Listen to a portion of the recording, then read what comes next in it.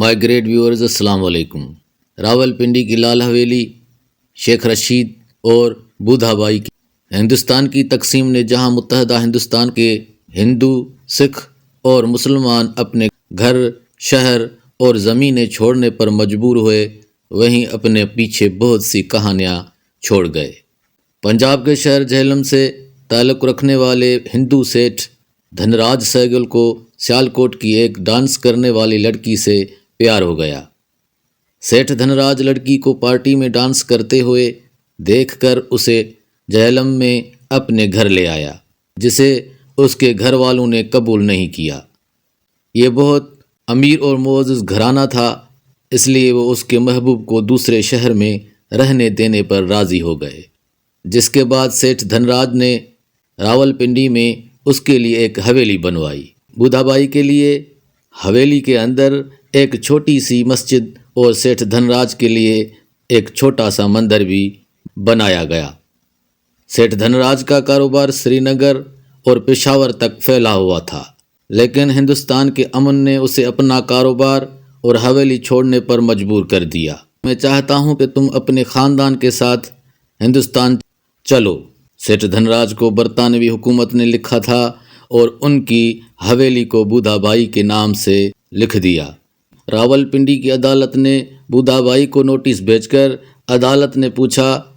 عدالت کے اندر جج نے بودھا بائی سے کہا کہ تم یہ لکھو کہ سیٹھ دھن راج تمہارا شوہر ہے، تم اس کے وارث ہو، اس جائیداد کا قانونی وارث کون ہوگا؟ لڑکی نے جج کے سامنے ہاتھ جوڑ کر کہا کہ میں غریب ناچو لڑکی ہوں، سیٹھ دھن راج میری عزت کرتا تھا، مجھ سے پیار کرتا تھا، میرا ضمیر اجازت نہیں دیتا کہ اس کے جانے کے بعد میں اس سے بے وفائی کروں۔ جج نے حویلی کا رہائشی حصہ بودھا بائی کو لکھ کر بقیہ حویلی محکمہ اوقاف کے حوالے کر دی۔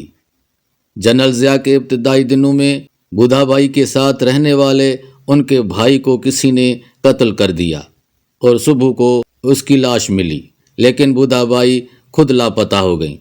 شاید وہ پاکستان کی پہلی مسنگ پرسن خاتون تھی۔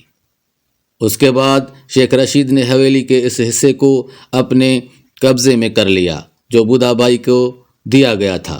شیخ رشید حویلی کے گیٹ کے سامنے کتابیں اور اخبار فروخت کرتے تھے، لیکن اچانک شیخ رشید حویلی کے مالک بن گئے اور وہ سن 1985 کے جنرل ضیاء کے دور میں ایک الیکشن کے بعد MNA منتخب ہو گیا۔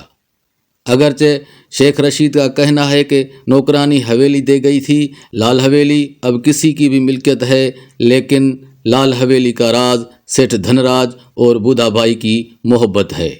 یہ معلوم نہیں کہ بودھا بائی کہاں چلی گئی، لیکن سیٹھ دھن راج کی اولاد آج بھارت کی سب سے بڑی کاروباری company Saigal group of industry کی مالک ہے۔ معزز ناظرین، دیکھنے اور سننے کا بہت بہت شکریہ۔ جہاں بھی رہیں خوش رہیں، اپنا اور اپنوں کا خاص خیال رکھیں۔ Please like and subscribe. Thanks again.